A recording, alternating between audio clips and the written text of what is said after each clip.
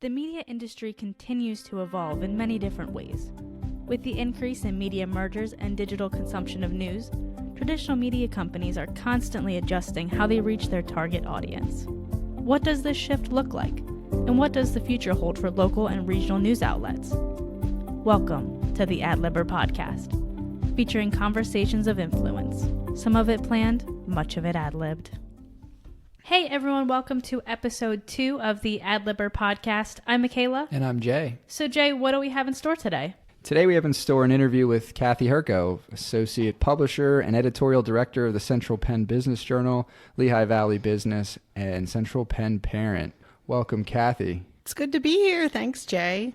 Appreciate you jumping on the AdLibber with us. So I was hoping you could talk to us a little bit more about your experience in the industry. I know you've worked in newsrooms in various publications across the region. Could you give us a little bit of that history? Sure. Well, I've been in media now for, I think it's almost 30 years, which I just can't believe that. But probably for the last 15 to 17, I've worked in the actual mid-state market, York, Harrisburg, Lancaster, covering the multitude of business to consumer to business news or B2B news with the Central Penn Biz Journal and Lehigh Valley Business. Basically, I've done the gamut of working in all aspects of the newsroom, from being a copy editor to a reporter to a managing editor and now the associate publisher. So it's kind of funny when I do work with a lot of people in newsrooms, especially folks that are in their 20s. They might not realize all the experience that I might have. And I'll be like, yeah, I probably did that job at some point in time. So it actually helps me out because I think I have the empathy to be able to understand what they're going through, what a lot of reporters go through and a lot of other editors go through. Well, maybe let's take a step back from there. Like you talk about, nearly 30 years in the business. What was like that moment, that aha moment back way back when that you decided, hey, this is the kind of career I want to pursue. This is the kind of business I want to be in. And I want to, grow into this profession of journalism. Sure. I would have to say, when I graduated college, we were going through a recession. It was the early 90s and there were no jobs. Jobs were pretty scarce. Fortunately, I was able to grab a part-time job with my local newspaper, and I had actually gone into, my major was more PR, public relations. I thought that's where I was going to stand. But after I started doing reporting for the local paper, I loved it. I absolutely loved it. And from there, I was able to get a full-time job up in upstate New York, and from there, I really dug my fingers into a lot of the journalism when it came to investigative work, working with police, working with fire, working in a whole bunch of different areas. And I would have to say that I found out that I was extremely competitive and I wanted to be first with everything. And to beat, I worked for really small newspapers starting out, and to be able to beat like the big competition on stories, that definitely was a high for me. And I don't think that's ever really changed for me in that. I think my competition, I think the competition part of me is still there. I do not like to be second. Yeah. For sure. And I know, as you've gone through and you mentioned some of the other publications and now being in the roles you're in now, the B2B space is a little bit different than working at a daily at a B2C. Yes. Could you talk about that and the change, what you saw different when you came into the business role? Like how does that compare to working for some of the consumer, the daily publications that you've been at? Sure. Well, there's a lot with the daily publications that I worked with, you're covering everything. You're covering all of the breaking news. You're stopping whatever you're doing if a major house fire happens. And that, I think, was probably the biggest change when I went into B2B as the managing editor, in that you still were responsible for breaking news and you still wanted to break news, but it was a different level. Sure, if there was a huge company closure or a big change in a CEO position, we wanted to get that information out as soon as possible. But the value that the Central Penn Biz Journal and Lehigh Valley Business provide for the readers is more insight into that. why did that happen, and what can other businesses learn from that? So I really had to kind of shift my thinking in how are we reporting on this story where the decision makers cared about it, because there's a lot of stories that in the consumer market that have no interest in kind of what we're doing. So that was kind of the biggest switch there. But what I tried to do was take the spirit of the breaking news, the spirit of getting the information out there as quickly as possible, into the B2B market too, because I think there is a value for that. Mm-hmm. And I mean, the thing that they both have in common, I guess, is that everybody's kind of dealing with this shift to digital. Sure. You're still you're still all going after and trying to tell those stories. You just have to tell them in a different way. Like, what are, I guess, some of the biggest shifts you've seen in the industry over the last couple of years with respect to digital, and like how you reach your audience a little bit differently than you would have 5 years ago? Right. Well, what we're doing right now, podcasting, that didn't even exist, 15, 20 years ago in our industry. So, and I've seen a lot of media experimenting with that. We also have to, the one thing that I've learned is if you're going to fail fast and move on. Try something new. If this email newsletter works, and try it. If people are reading it or people are receptive to it, go with it, continue with it. We did that a couple years ago when I first started. I've been with the Central Penn Biz Journal for 4 years, which really freaks me out because those 4 years just went by very quickly. But we started a Women in Leadership newsletter about 2 or 3 months after I started there. And that was something that the Central Penn Biz Journal never did before. And the response to that was tremendous. Like there were a lot of women leaders in the audience in the Mid-State really wanted to read more about women leaders, women leadership issues. And that's really worked. We've also tried some other newsletters that maybe don't work so well. So we measure it. We see what people are reading. That actually is probably one of the biggest changes in our industry in the past 15 years. Online numbers show us what people are reading. They can show us that how many people want to read this story because it's in black and white in our analytics. And that wasn't the case with the print product. You had your subscription base, but you really weren't sure who was reading what we were putting out there in your mailbox in the morning. But that in general has helped us kind of decide what readers want and what maybe they don't want, what they're not interested in. Yeah, you mentioned trying some other products, other newsletters, other things that you have to do as a media organization today to kind of reach the group you want to reach long term. Young professionals is something that's right. been a big thing that you guys have pushed. Certainly, there's a lot of events that stem from some of these platforms. Correct. Could you talk about that, like that experiential side of it with the events business, and just maybe a little bit more about some of the other niche topics that you have to cover in a newsletter to reach the target audience you want to hit? I'm glad you mentioned events, because events are part of our industry in B2B that are growing tremendously. And I think it's because of the value of what this person-to-person contact is, to be able to meet someone face-to-face.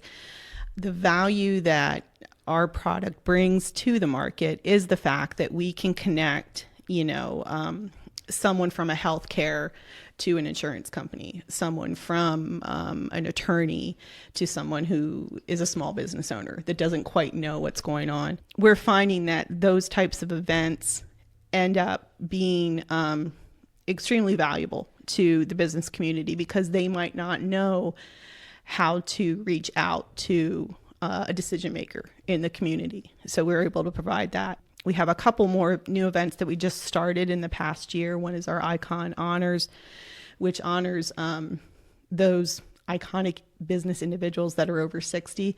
And last year we launched that both in the Lehigh Valley Business and at the Central Penn Business Journal. And that ended up being like an extremely fun event. You're honoring basically icons in the industry, the former owner of Auntie Anne's Pretzels, it just, that to be in the same room with these people that have made huge changes in both the Lehigh Valley.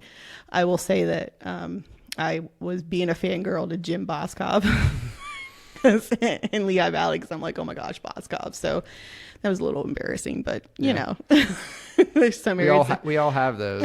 I know coming from that side and working in the business world and covering a lot of stuff, I know I had those moments, you know, covering, you know, folks like Dick Yingling, right. or, you know, other prominent business leaders who've been doing it just for a long time. I mean, it's really kind of exciting to get a little bit of a behind the scenes look about like what's their day-to-day life like? How do they operate? How do they carry themselves? How do they deal with the media? How do they deal with their employees?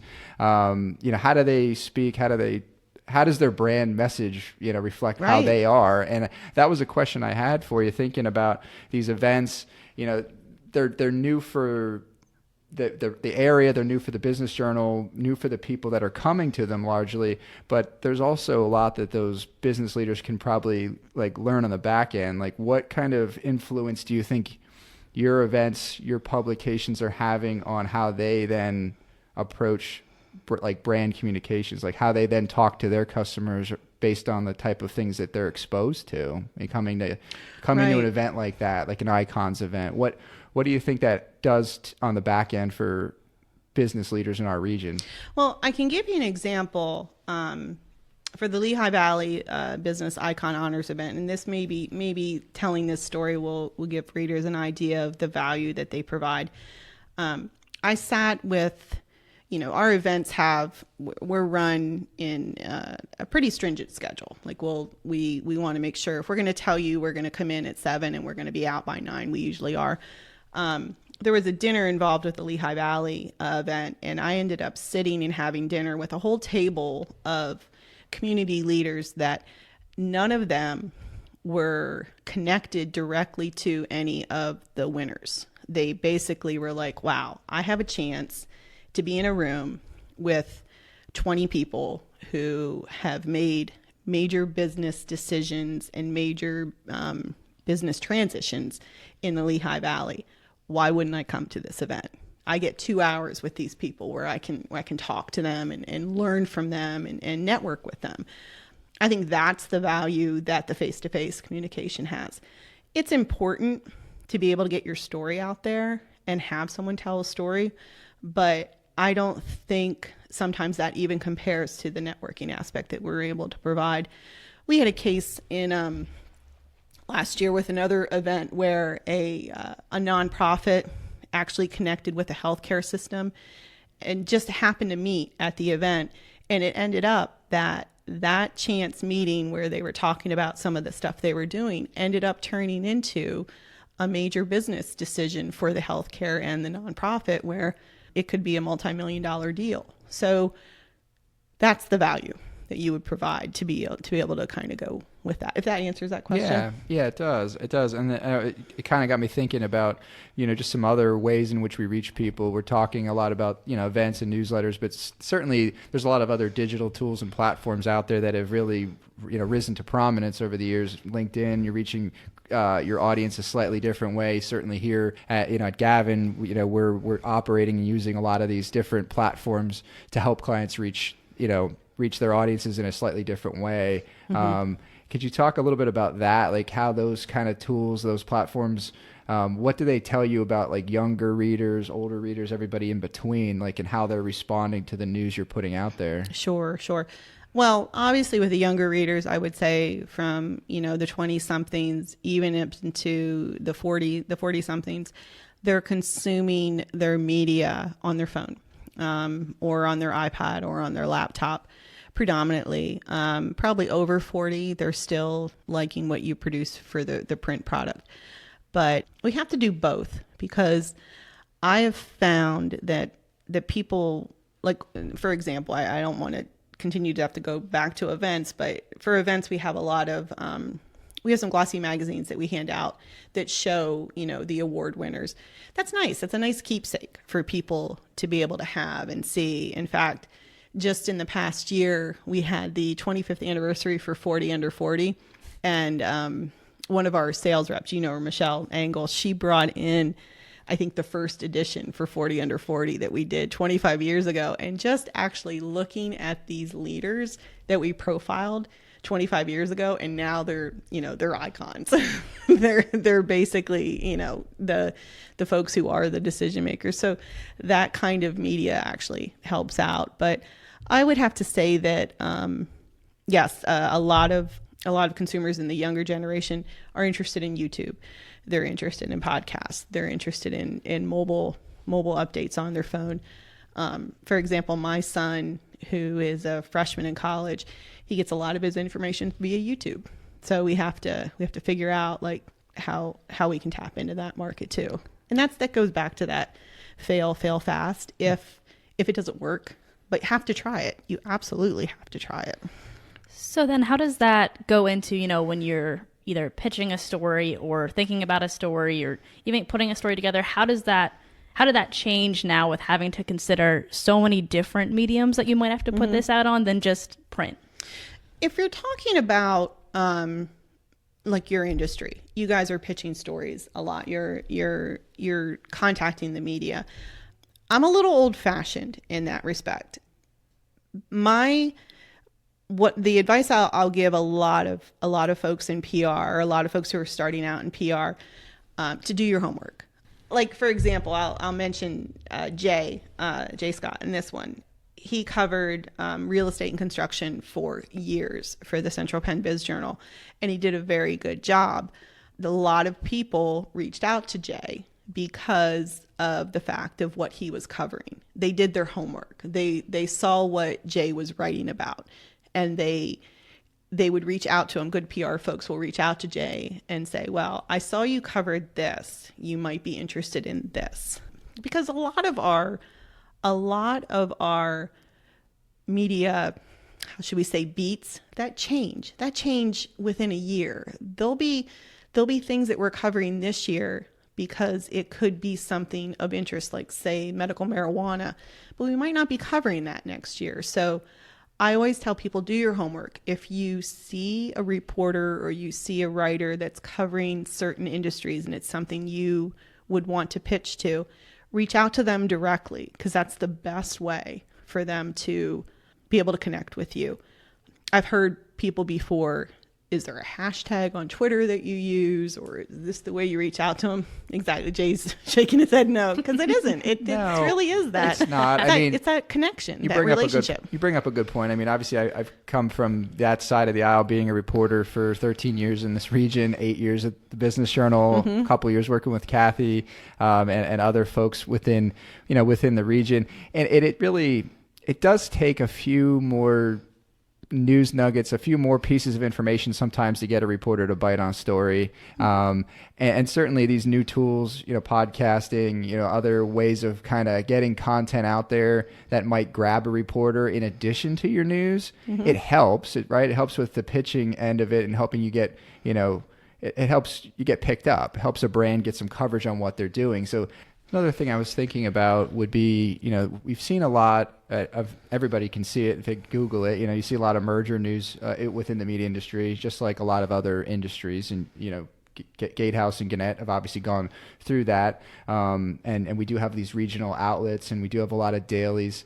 My question is kind of thinking about that localized pitch and getting someone to cover something, but also as the media business continues to change and become more of a regional network, how does that impact our area? How does it impact the Lehigh Valley when these the bigger companies are doing that? Like, what does it mean for coverage as a regional outlet? I would say we're in a little bit of a unique position. Gannett and Gatehouse did end up merging in November, and it made our company huge, obviously. And during that time, obviously a lot of consumer publications, the consumer dailies, weeklies, all combined, and it's all one big company now. We still cover our own local market. What's kind of unique about our situation is that we are still B2B. So we kind of have a different market than the B2C consumer. It's not to say that we wouldn't collaborate with some of the local B2C consumer print products. It's just that there's a lot of things that we might be covering that they're not covering and they're covering and we wouldn't be interested in it either. But when we find an area to collaborate, we absolutely will collaborate. In relation to, how it might be helpful for someone trying to get their news in, like I said, it really kind of goes back. For me, it goes back to kind of doing your homework. I was just reading a Facebook thread a couple days ago, and they talked about how all of the titles for a lot of people in media have changed. We used to be reporters and now we're content managers, or we used to be this. I would say don't get involved in that nitty gritty. Don't worry about that. Just find out what they're covering. If they're covering stories on women's issues, women's business issues, that's the person you should be pitching to if you have a women's business issue. So I think a lot of people get focused on, they go down these rabbit holes of information, and it's, to me, I was just like, I would just do my homework. Yeah. What do you think, the growing trend, it's not a new trend by any means, but the paywall trend? I mean, I think last number I saw was about 75% of newspapers in this country have some form of paywall, and they're all a little different. You guys have your model, others have theirs. What kind of impact do you think that has on the way people consume news, or the way we will consume news moving forward? That exclusive content, that premium product that you're delivering. Like, how does that influence people's perception of what's going on, the paywall structure? I think the one thing that maybe the media might have had a misstep 10, 15 years ago was the fact that they were giving their content away for free. We don't do that at the Central Penn Biz Journal or Lehigh Valley Business. We do have a paywall, but to me, it's between $7 and $8 a month to get access to our website. That's less than Netflix. So, and to me, to not subscribe to it, if you are interested in business in the mid-state, I think that's kind of silly that you wouldn't get involved in that.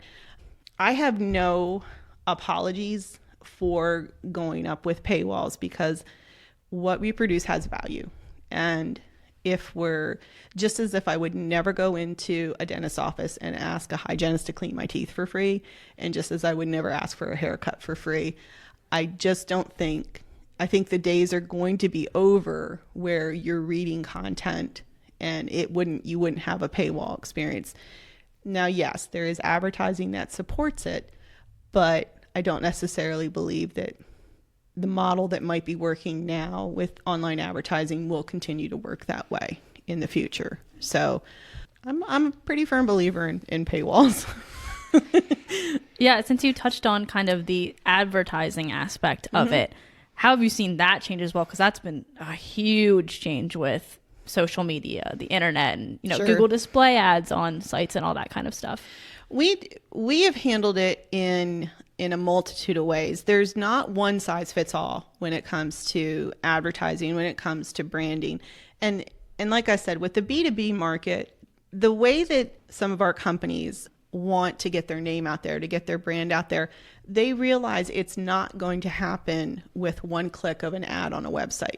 Like, I keep on going back to Jay, but he understands this. Like with developers, if they're trying to get their brand out there, if they're trying to get connections in the community to get their hand in some of these developments, they're not just going to put an ad on our website and then, click on it. Oh, boom. Suddenly you have a development that you're going to be handling. No, it's that face-to-face networking. It's that communicating. It's trying to figure out how they can develop a relationship with some of the players in the market.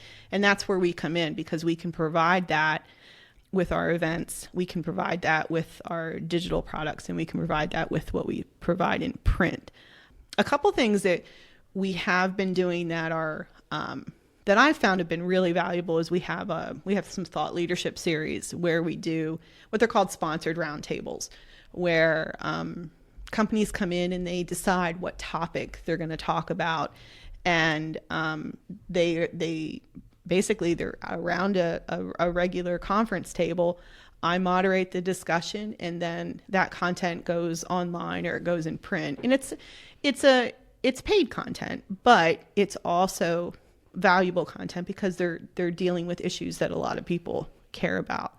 So we're trying to experiment there with your thought leaders, with your sponsored content, as well as, the traditional way that you buy. But I think that has a lot of value for us on our side of the aisle too. Like when you do have that content, you are working with a company that may participate in something like that. Mm-hmm. On the back end of that, there's a lot of other ways we can use that content, right, Michaela? Yeah, like you said, like what you said, kind of, that's insight that you're not going to get anywhere else. It's exclusive. It's stuff that, you can repurpose and use for, whatever you want. Like you said, we talked about mediums earlier. You can take little snippets of that roundtable, maybe throw it on YouTube. You can kind of do that kind of thing and get that out there. Reach different mediums. And we're very transparent about that, because there is the wall that goes up between the newsroom and the advertising. So when we do a sponsored content piece, we're very transparent that this is a sponsored content piece.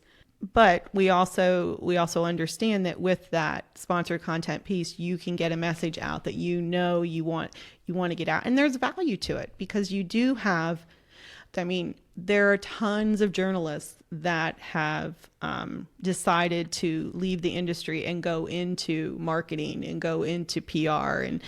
And you know what's really cool about that is that journalists know how to tell really good stories. And to be able to share a company's really good story, there's a value to that. Yeah, I really like the way that you put that with the shift, tell really good stories. I think that's really great.